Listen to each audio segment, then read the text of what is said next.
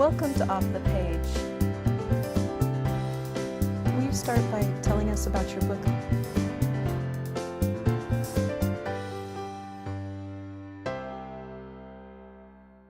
Welcome to Off the Page, the show where we talk with Colorado authors to get the story behind the story.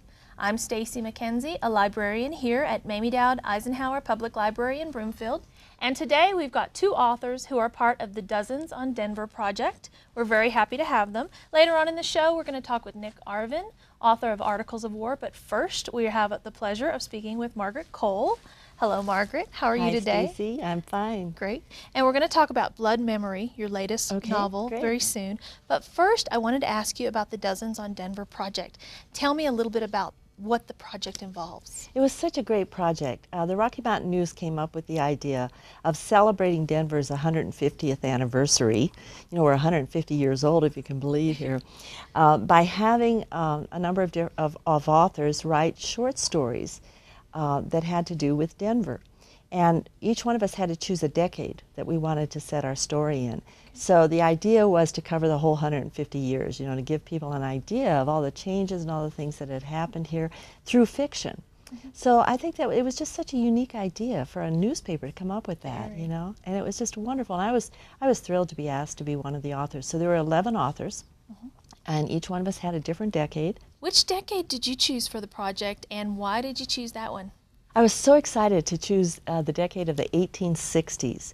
And there was a meeting at the beginning, which I missed, and a number of the authors were able to attend. And at that meeting, they chose their decades. And I was so worried that somebody would choose 1860s, because I thought, oh, that's my decade. I really want to write about that.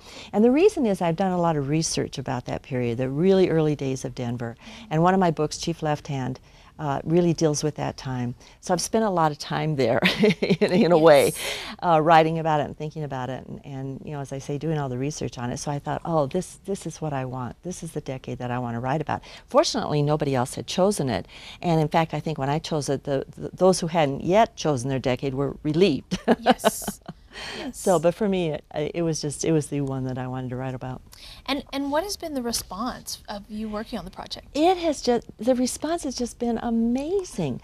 There has been a lot of publicity about this series all over the country. I was really surprised because my publisher in New York has said, "Boy, we just keep hearing about this short story that you wrote for the Rocky Mountain News."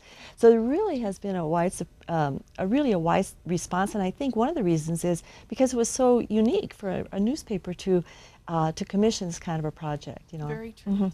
And so tell us a little bit about your short story that you wrote for the project. I wrote a short story called Yellow Roses, and what I wanted to really capture in the story was something that had captured me in all the research that I've done on the early days of Colorado and of Denver, and that was the attitude that the women had. So many of the women who came out here at that time, they're real early on, imagine coming across the plains in a covered wagon, not, you know, going into a wild place, there was nothing here, and starting at the beginning, and they were thrilled.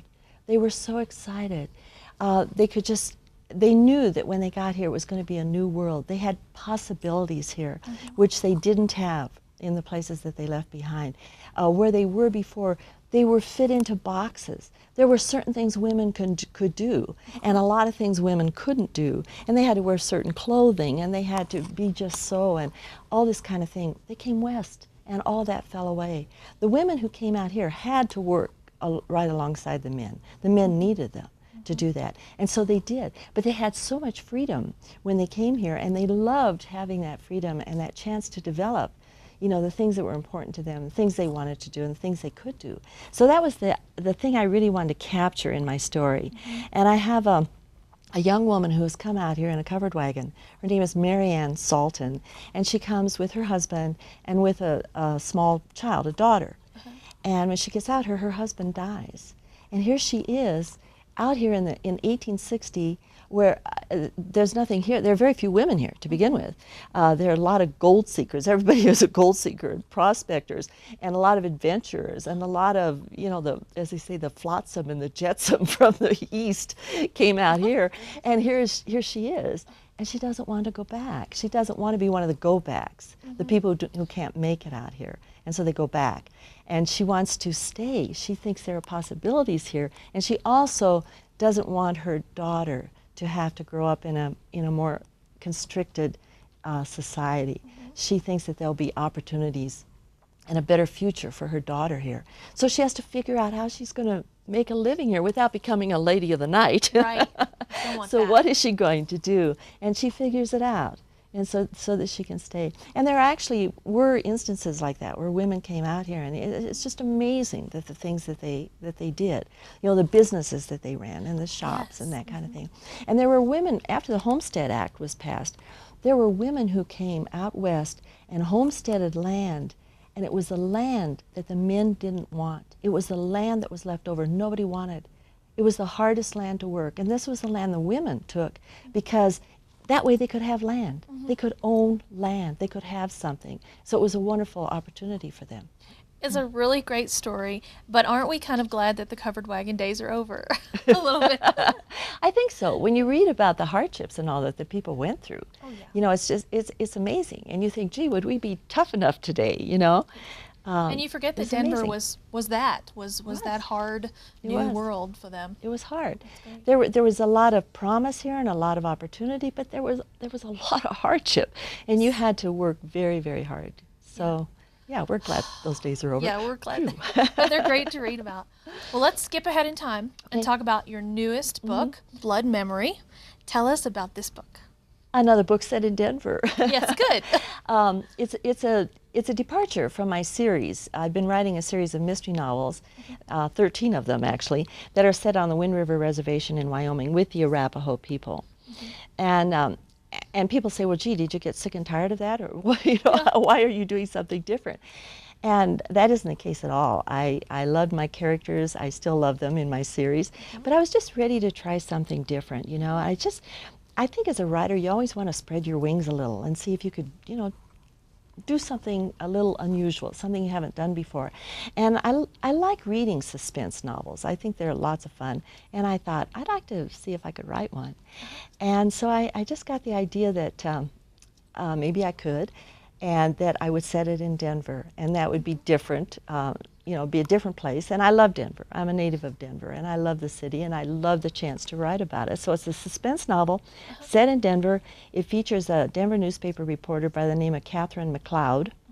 She's an investigative reporter. Somebody is trying to kill her, and that happens right up front, the first chapter of the book.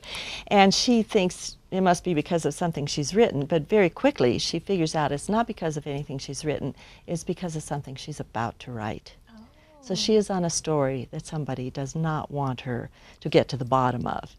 So that's the premise of it. Great, good stuff. So you mentioned your series of 13 before. So you will possibly revisit that and give us some more from that series? I absolutely will. Okay, good. I get lots and lots of emails from readers asking, well, what happened to Father John O'Malley and Vicki Holden, who are my series characters, and are they ever coming back, and why did I leave them behind, and all those kinds of questions. So yes, indeed, they are coming back. Many will be happy to hear that. They'll be back in next year's novel, which I'm about to finish up right now. So, and I don't have the title for it. I don't know, it's untitled, so I'm hoping the title will come to me soon. You might get some suggestions coming in. I would love suggestions. I need suggestions. Okay. Well, you're, especially in your series of 13, the Arapahoes dominate your writing. How did you become so interested in that group of people? My interest in the Arapahoes really came out of my interest in the history of Colorado and of Denver. I'm a fourth-generation Coloradan. I grew up on the stories of Colorado. I grew up with a really strong sense of place because my family had been all over the state, you know, doing all kinds of different things, and so I grew up with a real sense of their being here and of all the things that had happened in the past, lots of things. And that just led to my interest in the people who were here before my family came and before everybody else came. And those people were the Arapahoes. They were the Arapahoes and the Cheyennes on the plains. And they were the Utes in the mountains. So I read lots and lots about those tribes just because I was interested in them. And of the three, the tribe that really, really caught my interest was the Arapahoes. And I think there were two reasons for that. One was that they were traders, and located here on the Central Plains, they could trade with tribes all around the area, which they did. And the white people who first came out here, the early trappers and traders, and eventually the gold seekers who came, and met the Arapahoes, they called them the businessmen of the plains. You know, so they were that, and yet at the same time they're deeply spiritual people, which they still are. And so I thought, how interesting to have these two aspects to their character. One, they're, you know, these hard-headed business people, and at the same time they're these deeply spiritual people. So that really kind of drew me to them. And my first book was about them. It was about one of their leaders. His name was Left Hand, Chief Left Hand. He was one of their leaders in the mid-1800s, and at the time of the gold rush and all. And I set out to just write a magazine article about him. I had discovered that he was fluent in English, and I thought, how cool is this? You know, here you have this Indian chief in the middle of the 1800s, and he's fluent in English. And so I just set out to write a magazine article about him, and I started doing the research and kept doing the research, and you know, pretty soon I had like a 350-page, you know, magazine article. Yeah, and that doesn't work. It turned out to be a book. So that was Great. my first book, and that was the book that really took me into the Arapaho world. And while I was researching it, I started going to the reservation, which is where the federal government sent them, even though they're Colorado people, sent them to a reservation in central Wyoming. It's the Wind River Reservation, and they share that reservation with the Shoshones. So I started going to the reservation and began to get to know the people, and you know, attended, you know, the Sundance and all kinds of powwows and other celebrations, lots of wonderful things. And so then when it came time to think about writing a novel, which I eventually decided I ought to try my hand at a novel and see if I could do it, I thought, I'll write a mystery novel, because I love to read mysteries, and I'll set it on the reservation with the Arapahoes, sort of like Tony Hillerman did with the Navajos. This wasn't an original idea with me. No need to do original, yeah. No. That's terrific. And we've got the 13 books, and so you've written nonfiction, you write fiction series, you've got the standalone with Blood Memory. Right. You also have a really interesting website. Tell us about what we can find when we visit your website. There's a lot on it about the reservation and about the Arapahoes and about their history. There's all kinds on it about my novels, of course, and about the different short stories that I've written. And I have readers' guides are on the website for all of the novels to help book clubs. I try to put interesting photos up. And so there are photos from the reservation, which are, you know, really fun. So it keeps changing. Keeps changing. I try to keep it changed, yeah. Can we expect a sequel for Blood Memory also? Boy, I get asked that question a lot. And when the first reviews of Blood Memory came out, a number of the reviewers just said, they just called it the first in a new series, you know. And I thought, oh, I didn't know that. I set out to just write a standalone, just thinking it would be just one novel. But I have to say that when I was about halfway to 3/4 of the way through the novel, I began to sort of start missing these characters, Catherine McLeod, and then her sidekick, who is a Denver police detective, Nick Bustamante is his name. And I really fell in love with these people. And I thought, oh gosh, I'm going to miss them when I have to tell them goodbye here. So I may have to go back and revisit them. Good. Well, I think people will be mixed, because now if you start a new series, they may not get as many from the original series, but you know, we'll have to deal with that. I think if I could just write 2 books a year, it would be great. Oh, that would be fabulous. You're very prolific as it is. Prolific enough, I think, yeah.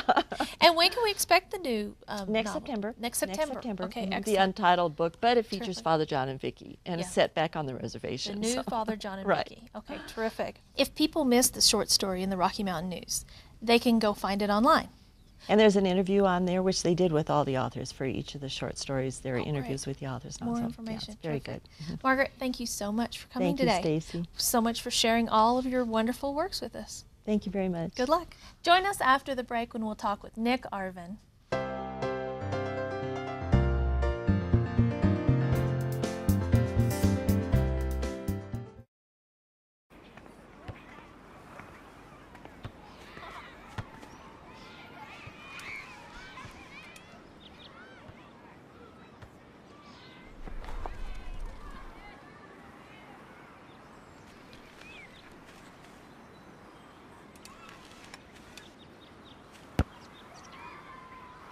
stronger, healthier babies. It's what the March of Dimes is all about.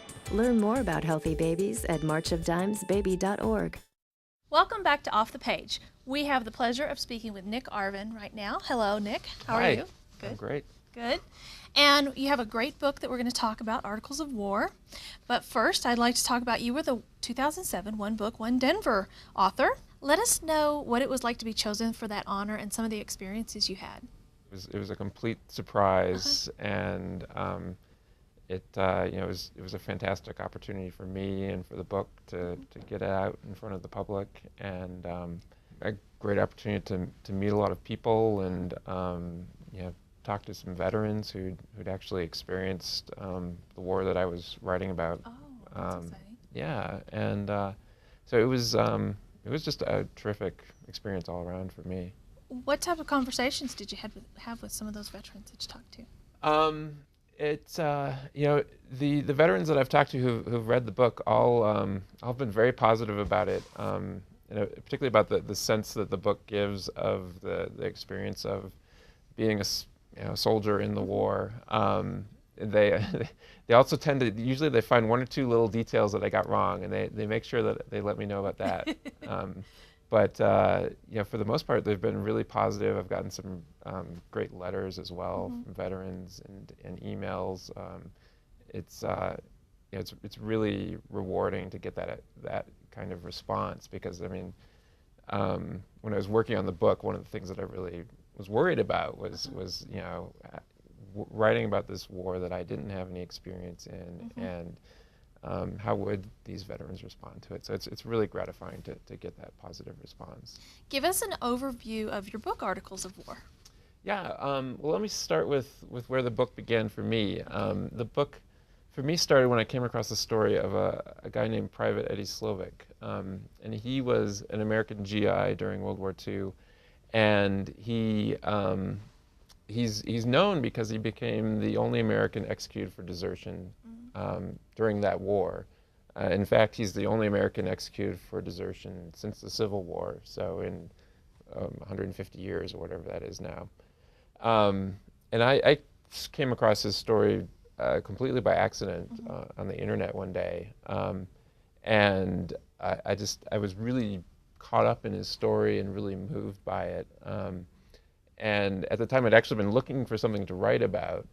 But my first thought when I read about him was that he was just sort of too much to write about. That the war setting was sort of beyond anything that I really had any experience with, and that his story was just so sort of moving and tragic that I wasn't sure I could do it justice. But it really stuck with me. I kept thinking about it until finally, that's sort of tells me that I need to write about something as a way to work it out in my mind. Oh, yeah. And so I started trying to write about him, and then through a long process that took altogether about 3 years of writing that book, moved away from writing about him to writing about another character named Heck. He's nicknamed that in the book because while he was in boot camp, he refused to curse, and so the other soldiers started calling him Heck. And he's a different character than Eddie Slovic is.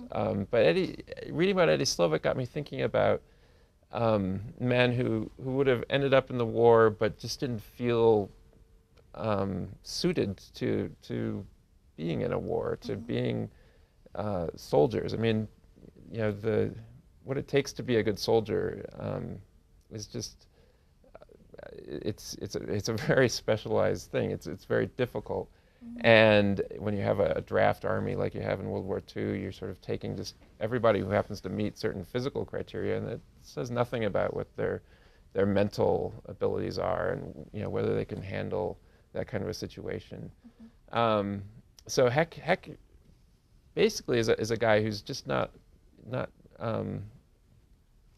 he has trouble dealing with his fear is sort of the biggest issue for him, and he's just not a really good soldier. He wants to be, but he's sort of dealing with this situation where he's discovering that he's not.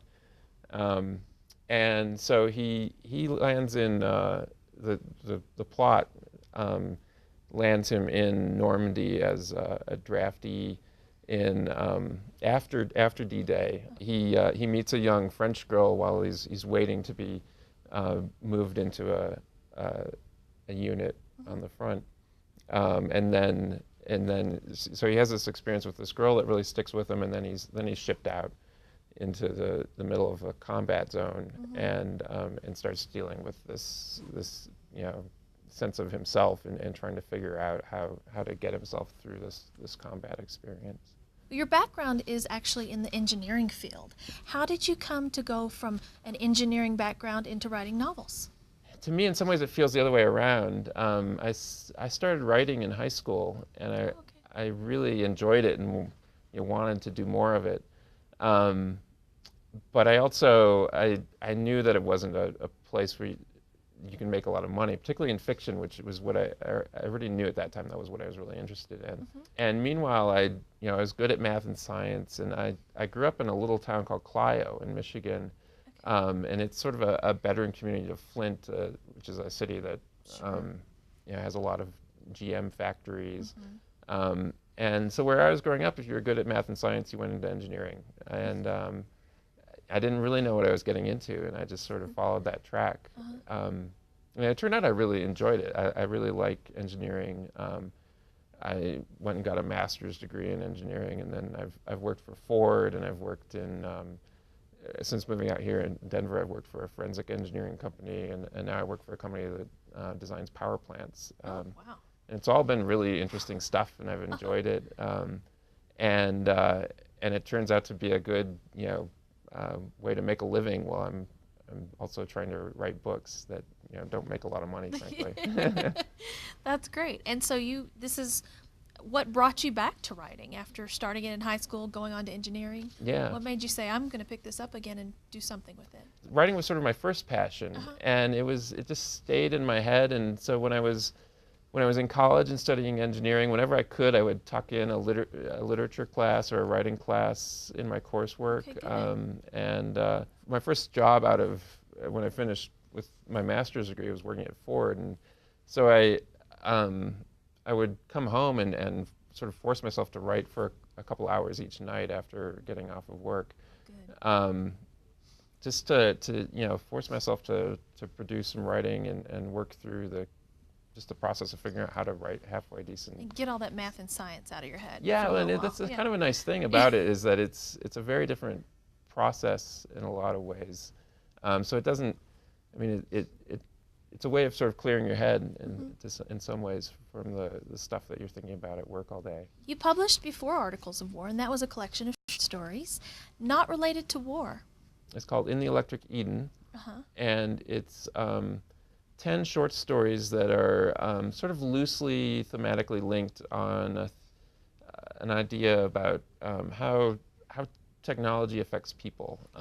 It's not a real rigorous sort of theme or anything, but I do have this background in engineering, and technology in general is really interesting to me. But I think the important thing in some senses as a writer about technology is the fact that technology is a really human thing. I mean, you tend to think of technology as being very cold, but the technology that we have all comes out of us. I mean, it's very human, really.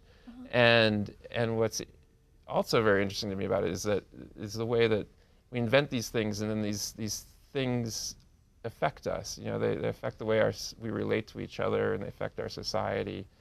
And so in these stories, I was trying to explore those kinds of themes about, how do these technologies that we've populated our world with, how do they affect how we relate to each other? Yeah, that's an interesting concept. I like that. Sounds very interesting. So let's talk about the Dozens on Denver project. What decade did you get to choose, and why did you choose that one? It turned out I sort of didn't pick my decade. It was, Like it was kind of assigned to me, yeah.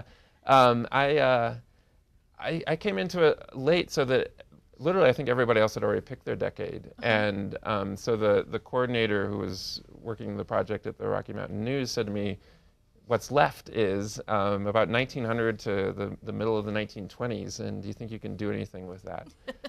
And I didn't have anything in particular that I wanted, like a period that I had in mind, and so I said, sure. I mean, and one of the things that was actually really fun for me about the whole project was having some like designated limits to work within. Okay. You know, as a writer, typically, particularly when I'm writing fiction, I'm just sort of, it's not like anybody assigns a topic to me, or I just sort of have to come up with something out of my own head. And so it was refreshing in a way to have the Rockies say, okay, here's a period of time and a place, Denver, and you know, do something with that.